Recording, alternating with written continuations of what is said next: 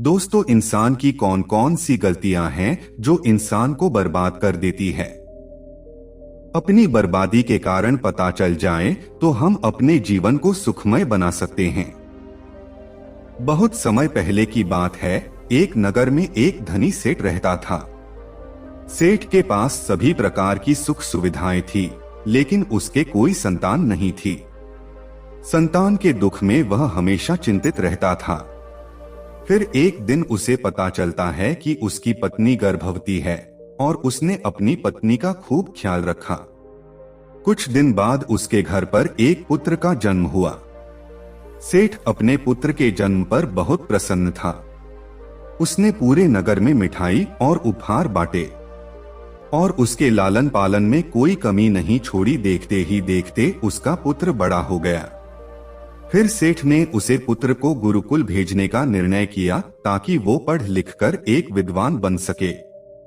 अभी उसके पुत्र की उम्र ज्यादा नहीं हुई थी, लेकिन उसने छोटी सी उम्र में अपने बेटे को शिक्षा ग्रहण करने के लिए गुरुकुल भेज दिया था। गुरुकुल में वह बालक अच्छे से शिक्षा ग्रहण करता, अपने गुरु की सभी आज्ञाओं का पालन करता था। ऐसे में वह बालक धीरे धीरे वहां का सबसे होनहार विद्यार्थी बन गया। गुरुकुल में उस बालक ने सारे वेद, पुराण और शास्त्रों का अध्ययन किया और बहुत बड़ा विद्वान बन गया। सारा ज्ञान अर्जित कर लिया, लेकिन वो कहते हैं ना कि समय कब बदल जाए किसी को भी पता नहीं होता। ऐसे ही एक दिन प्राकृतिक आपदा की वजह से उसके माता पिता की मृत्यु हो गई। और जब उसके माता पिता की मृत्यु हुई उस समय बालक की शिक्षा पूर्ण नहीं हुई थी। और जब उसे बालक ने इस खबर को सुना कि उसके माता पिता अब इस दुनिया में नहीं रहे और उनका सब कुछ बर्बाद हो चुका है, उस बालक का इस सांसारिक मोह माया से मन उठ गया।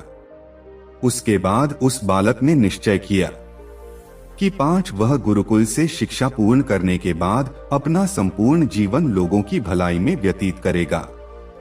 फिर जब उस बालक की शिक्षा पूर्ण हो गई तो उसके बाद वह बालक सन्यासी बन गया और वह सांसारिक वस्तुओं से दूर हिमालय के जंगल में चला गया। जंगल में जाकर उसने वहां लंबे समय तक तपस्या की। तपस्या पूर्ण करने के बाद उस सन्यासी ने लोगों को शिक्षा देना शुरू कर दिया। समय के साथ साथ उस सन्यासी की चर्चा चारों तरफ होने लगी और दूर दूर से लोग उसके पास शिक्षा ग्रहण करने के लिए आने लगे और बहुत से लोग उनके पास अपनी समस्याओं का समाधान खोजने के लिए भी आने लगे। वह सन्यासी सभी लोगों की समस्याएं आसानी से सुलझा देता था, जिस वजह से वह पूरे राज्य में मशहूर हो गया था। लेकिन जिस नगर में वो रहता था उस नगर का राजा एक क्रूर व्यक्ति था। जब राजा को उसे सन्यासी के बारे में पता चला तो उसने सन्यासी से मिलने का निश्चय किया। अगली सुबह राजा अपने महल से निकलकर उस सन्यासी से मिलने के लिए निकल गया और फिर वो उसकी कुटिया पर जाकर पहुंच गया। वहां पहुंचकर जब राजा ने उस सन्यासी को देखा तो वह देखता ही रह गया। उसके चेहरे पर एक अलग ही तेज था। जब वह सन्यासी के पास पहुंचा तो उसे अपार शांति का अनुभव हुआ। राजा ने सन्यासी को प्रणाम किया और सन्यासी के पास आकर बैठ गया और वार्तालाप करने लगा।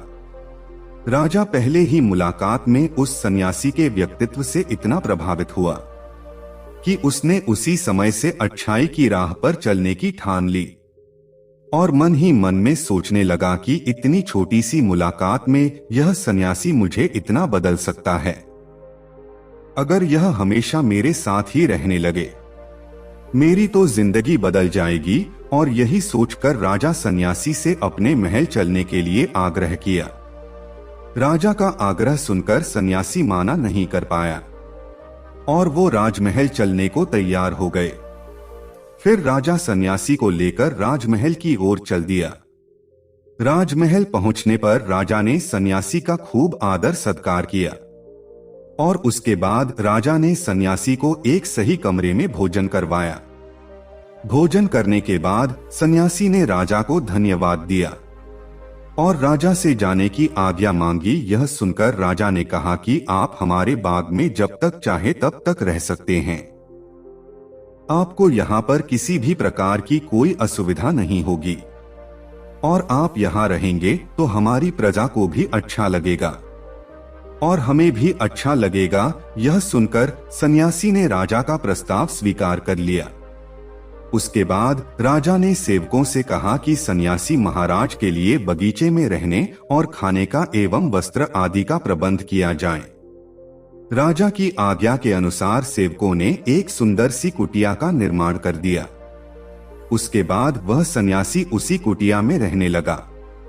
सन्यासी को उसे कुटिया में रहते रहते कई साल बीत गए और इस दौरान राजा ने उनकी खूब सेवा की, परंतु कुछ सालों बाद एक दिन राजा और रानी को आवश्यक कार्य के लिए दूसरे राज्य जाना पड़ा। लेकिन उन्होंने एक सेवादार को सन्यासी की सेवा के लिए नियुक्त कर दिया, परंतु वह सेवादार राजा के जाने के बाद बीमार पड़ गया और अपने घर चला गया और कभी लौटकर वापस नहीं आया। तो सन्यासी ने क्रोध में आकर उस राजा को खूब सुनाया और राजा से कहा कि हे राजन, जो जिम्मेदारी तुम पूरी नहीं कर सकते हो तो वह उठाते ही क्यों हो। तब राजा ने सन्यासी से क्षमा मांगते हुए कहा कि सन्यासी, यदि मुझसे कोई भूल हो गई हो तो मैं उसके लिए आपसे क्षमा मांगता हूँ। मुझे क्षमा कर दीजिए और आप अपना क्रोध शांत कीजिए और मुझे बताइए कि आखिर हुआ क्या है। यह सुनकर उसे सन्यासी ने कहा कि तुम्हारे जाने के बाद मुझे यहाँ पर किसी ने भोजन नहीं दिया और मैं बहुत दिनों तक भूखा ही रहा। मुझे यहाँ पर आकर किसी ने पूछा तक नहीं कि मैं किस हाल में हूँ। यह सुनकर राजा ने सन्यासी से माफी मांगी और कहा कि हे प्रभु, आज के बाद ऐसी कोई भी गलती नहीं होगी। फिर कुछ देर बाद मामला शांत हो गया। जब राजा और सन्यासी के बीच वार्तालाप हो रही थी तो रानी भी यह सब वार्तालाप को चुपके सुन रही थी और सब कुछ देख रही थी। उसके बाद राजा ने उसे सन्यासी को कोई भी शिकायत का मौका नहीं दिया। सन्यासी की खूब सेवा की, परंतु कुछ दिनों बाद राजा को फिर किसी आवश्यक कार्य से अपने राज्य से बाहर जाना पड़ा। लेकिन इस बार राजा ने राज्य से बाहर जाने से पहले अपनी रानी को कहा कि जब तक मैं नहीं आऊं तब तक आप स्वयं सन्यासी की देखभाल करोगी। यह सुनकर रानी ने कहा कि जी महाराज, आप निश्चित होकर जाइए, मैं सन्यासी महाराज की अच्छे से देखभाल करूंगी। उसके बाद रानी हर रोज भोजन बनाकर सन्यासी महाराज को भेज देती थी। लेकिन एक दिन रानी नहाने के लिए चली गई और सन्यासी को भोजन देना भूल गई। सन्यासी ने काफी देर तक भोजन का इंतजार किया, लेकिन जब भोजन नहीं आया तब सन्यासी सोच में पड़ गया कि आज खाना क्यों नहीं आया। उसके बाद सन्यासी ने सोचा कि वह खुद महल में जाकर देखेगा आखिर अब तक खाना क्यों नहीं आया, और फिर वह महल में पहुंच गया। जब वह महल के अंदर पहुंचा तो वहां उसकी नजर रानी पर पड़ी। रानी के लंबे लंबे घने काले केस जो कि उसकी कमर पर लहरा रहे थे, उसकी कजरारी आंखें जो देखने से ही घायल कर दे, उसकी हिरनी जैसी चाल। रानी के इतने सुंदर रूप को देखकर सन्यासी चिंतित हो गया और रानी की सुंदरता सन्यासी के मन में घर कर गई और वह वहां से बिना कुछ कहे ही अपनी कुटिया में लौट आया। सन्यासी रानी के रूप की सुंदरता को भुला ना सका। वह खाना पीना छोड़कर अपनी कुटिया में पड़ा रहा। उसने कई दिनों तक कुछ भी नहीं खाया, जिस वजह से वह बहुत कमजोर हो गया। फिर कुछ समय बाद राजा वापस लौटे और जब उसे सन्यासी की हालत का पता चला तो वह सीधे सन्यासी के पास पहुंच गए और बोले कि हे प्रभु, क्या बात है, आपको क्या हो गया और आप इतने कमजोर कैसे हो गए? कोई चिंता है और आप किस गहरी सोच में डूबे हो? क्या मुझसे कोई भूल हो गई है? तब सन्यासी ने कहा कि नहीं राजन, आपसे कोई भूल नहीं हुई है। यह सुनकर राजा ने कहा, तो फिर क्या बात है, आप मुझे बताइए, मैं आपकी परेशानी जरूर दूर करूंगा। यह सुनकर सन्यासी ने राजा से कहा कि राजन, मैं आपकी रानी की अद्भुत सुंदरता को देखकर उनकी सुंदरता में मोह गया हूँ और अब मैं रानी के बिना जिंदा भी नहीं रह सकता। यह सुनकर राजा हैरान हो गया और कुछ देर सोचने के बाद राजा ने उसे सन्यासी से कहा, मैं आपको रानी दे दूंगा। यह सुनकर सन्यासी बहुत पसंद हुआ। फिर राजा सन्यासी को लेकर महल चले गए और जब राजा और सन्यासी महल पहुंचे तो उस दिन रानी ने अपने सबसे सुंदर वस्त्र और गहने पहने हुए थी। फिर राजा रानी के पास पहुंचे और राजा ने रानी से कहा कि किसी सन्यासी की मदद करनी चाहिए। यह बहुत कमजोर पड़ गए हैं और मैं नहीं चाहता हूं कि किसी ज्ञानी पुरुष की हत्या का कलंक मेरे ऊपर लगे। उसके बाद राजा ने रानी से पूछा कि क्या आप यह पाप अपने सर पर लेना चाहती हैं? राजा की यह बात सुनकर रानी ने राजा से पूछा कि आखिर इन सन्यासी के इस दुख का कारण क्या है? तो राजा ने रानी से कहा, यह सन्यासी आपकी अद्भुत सुंदरता के दीवाने हो गए हैं। राजा की यह बात सुनकर रानी ने कहा कि राजन, आप चिंता मत करिए, अब आप सब कुछ मेरे ऊपर छोड़ दीजिए। मुझे पता है कि मुझे अब क्या करना है। उससे आपके ऊपर ना तो सन्यासी की हत्या का पाप लगेगा और ना ही उससे मेरे पवित्र धर्म का नाश होगा। रानी की यह बात सुनकर राजा ने रानी को सन्यासी को सौंप दिया। उसके बाद सन्यासी रानी को लेकर कुटिया पर पहुंचे। जब रानी सन्यासी की कुटिया पर पहुंची, रानी ने सन्यासी से कहा कि हमें रहने के लिए घर चाहिए, हम इस झोपड़ी में नहीं रह सकते। यह सुनकर सन्यासी राजा के पास गया और राजा से जाकर बोला कि हे राजन, हमें रहने के लिए घर चाहिए। सन्यासी की बात सुनकर राजा ने उनके लिए घर का प्रबंध कर दिया।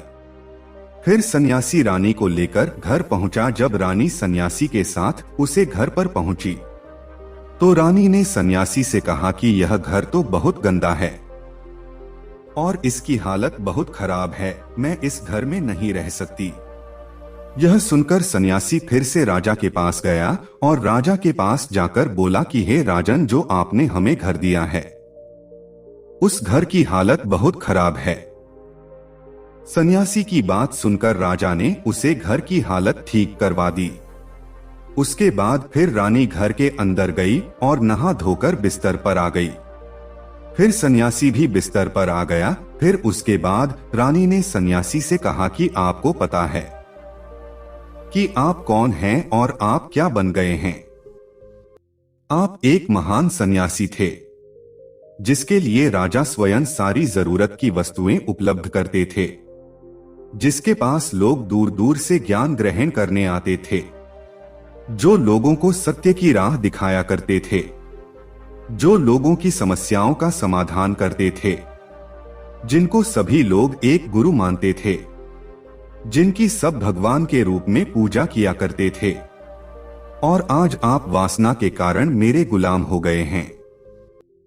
रानी की यह बात सुनकर उसे सन्यासी को एक झटका लगा और उसे महसूस हुआ कि वह तो एक सन्यासी है और वह यह सब क्या कर रहा है। वह तो यह सारी सुख सुविधाओं को छोड़कर शांति की तलाश में जंगलों में चला गया। जोर जोर से रोने लगा और चिल्लाने लगा और रानी से कहने लगा कि मुझे माफ कर दीजिए महारानी, मैं यह क्या करने जा रहा था। मैं अभी आपको राजा को सौंप कर आता हूं। सन्यासी की बात सुनकर रानी ने सन्यासी से प्रश्न किया कि महाराज, मेरे मन में एक प्रश्न उठ रहा है, कृपया मेरे प्रश्न का उत्तर दीजिए। रानी की बात सुनकर सन्यासी ने कहा कि पूछो, तुम्हारा क्या प्रश्न है? फिर रानी ने कहा कि जब आपको उसे दिन भोजन नहीं मिला तो आप बहुत क्रोधित हो गए। तब मैंने आपके ये रूप पहली बार देखा था और तभी से मैं आपकी व्यवहार में परिवर्तन महसूस कर रही हूं। ऐसा क्यों हुआ महाराज? आखिर आपको इतना क्रोध क्यों आया? रानी की बात सुनकर सन्यासी ने रानी को समझाया कि जब मैं जंगल में था तो मुझे समय पर भोजन भी नहीं मिलता था, लेकिन जब मैं महल में आया तो महल में आने के बाद मुझे सारी सुख सुविधाएं मिली और फिर मैं इन सभी सुख सुविधाओं के मोह में फंस गया और फिर मुझे इसको पाने का लालच उत्पन्न हो गया और जब मुझे यह नहीं मिला तो मेरे अंदर क्रोध उत्पन्न हुआ। फिर सन्यासी ने कहा कि महाराज, सच तो यह है कि अगर इच्छा पूरी नहीं हो तो क्रोध उत्पन्न होता है, और अगर इच्छा पूरी हो जाए तो लालच पच जाता है। फिर सन्यासी ने रानी से कहा, यह इच्छा की पूर्ति ही मुझे वासना के द्वार तक लेकर आई है, और मैं आपके प्रति आकर्षित हो गया। इसके बाद वो सन्यासी रानी को लेकर राजा के पास गया और बोला कि राजन, मुझे क्षमा कर दीजिए, मुझे अपनी गलती का एहसास हो गया है। यह लो आपकी रानी, मुझे यह सब नहीं चाहिए। मैं अपनी इच्छा के विरुद्ध होकर यह गलत कार्य करने जा रहा था और अपने जीवन को बर्बाद कर रहा था, लेकिन अब मुझे सब कुछ समझ आ गया है। उसके बाद उसे सन्यासी ने कहा कि हे राजन, मनुष्य की बर्बादी का कारण उसकी 4 आदतें बनती है, और दुनिया की हर एक व्यक्ति के अंदर यह 4 अवगुण होते हैं। लेकिन जो व्यक्ति इन पर नियंत्रण का लेता है वह दुख और परेशानियों से बच जाता है। वहीं जो व्यक्ति इन चारों दोस्तों पर नियंत्रण नहीं कर पाता है वो बर्बाद होने के कगार पर पहुंच जाता है। यह सुनकर राजा ने कहा कि महाराज, आप मुझे वो 4 आदतें बताइए जिससे कि मनुष्य की बर्बादी हो जाती है। फिर सन्यासी ने राजा को मनुष्य को बर्बाद करने वाली आदतों के बारे में बताया कि राजन, मनुष्य को बर्बाद करने वाली पहली आदत यह है इच्छा, क्योंकि इच्छा ही दुनिया की हर एक व्यक्ति के अंदर सबसे पहला अवगुण होता है। और जो व्यक्ति अपनी इच्छाओं को नियंत्रण में नहीं रख पाता है वह जीवन के किसी भी क्षेत्र में सफल नहीं हो पाता है, क्योंकि जैसे ही उसकी एक इच्छा पूरी होती है वह दूसरी की ओर बढ़ाने लगता है, और दूसरी पूरी होती है तो तीसरी इच्छा उसके मन में जागृत हो जाती है, और फिर ऐसे करते करते इच्छाओं पर नियंत्रण न होने के कारण इसी जाल में उलझा रहता है और दुखी सकता है। इसीलिए राजन, जब हम इच्छाओं पर नियंत्रण कर लेते हैं तो हम हमारे मन पर भी नियंत्रण कर लेते हैं। जब हमारा मन हमारे बस में होता है तो हमें सुखी प्राप्ति होती है। फिर जो हम चाहते हैं वही हमारे साथ होता है। फिर सन्यासी कहता है कि राजन, मनुष्य को बर्बाद करने वाली दूसरी आदत है वासना। वासना का जन्म हमारे मन में उठने वाली इच्छाओं से होता है। जिस प्रकार इच्छा का कोई अंत नहीं होता है और मनुष्य वासना के जाल में फंसता ही चला जाता है। वासना के विभूत होकर मनुष्यों को कुछ भी नजर नहीं आता है। आज तक जितनी भी लड़ाइयां हुई है उनका सबसे बड़ा कारण स्त्री को पाने की इच्छा ही रही है। स्त्री के प्रेम में राजा महाराजाओं ने आज से पहले बहुत सारे युद्ध किए हैं। रावण ने संसार का सबसे बुद्धिमान व्यक्ति था, लेकिन उसने भी माता सीता की सुंदरता के मोह में आकर अपना सब कुछ बर्बाद कर लिया। उसकी मृत्यु का कारण एक स्त्री ही बनी थी। ईश्वर ने तो स्त्री की उत्पत्ति इस संसार को बढ़ाने के लिए की है, लेकिन आजकल लोगों ने इसे अपनी वासना का शिकार बना लिया है, अपने मनोरंजन का साधन समझने लगे हैं। और जब उन्हें अपना यह मनोरंजन नहीं मिलता तो वो पागल हो जाते हैं और ना जाने क्या क्या कर बैठते हैं। इसीलिए राजन, जितना हो सके उतना वासना से दूर रहना चाहिए। फिर सन्यासी कहता है कि राजन, मनुष्यों को बर्बाद करने वाली तीसरी आदत है क्रोध, क्योंकि जब मनुष्य की वासना की पूर्ति नहीं होती है तो उसके अंदर क्रोध उत्पन्न हो जाता है, और जब व्यक्ति को क्रोध आता है तो उस पर उसका नियंत्रण नहीं होता है, और फिर वो क्रोध में आकर कहीं गलत निर्णय ले लेता है। वो दूसरों को भला बुरा कह देता है और गालियां देता है, और जब उनका क्रोध शांत होता है तो उन्हें अपनी गलती का एहसास हो जाता है, लेकिन तब तक तो सब कुछ बर्बाद हो चुका होता है। क्रोध के कारण मनुष्य के कहीं बने बनाए काम भी बिगड़ जाते हैं। जब मनुष्य के भीतर क्रोध उत्पन्न होता है तो वो अंदर से बहुत कमजोर हो जाता है और एक कमजोर मनुष्य कुछ भी नहीं कर सकता है। उसे कभी भी सफलता हासिल नहीं हो सकती। क्रोध हमारे भीतर तनाव को उत्पन्न करता है, और अगर एक बार हम तनाव में चले गए तो हमारा पूरा जीवन बर्बाद हो जाता है। फिर सन्यासी कहता है कि ही राजा मनुष्य को बर्बाद करने वाली चौथी आदत है लालच।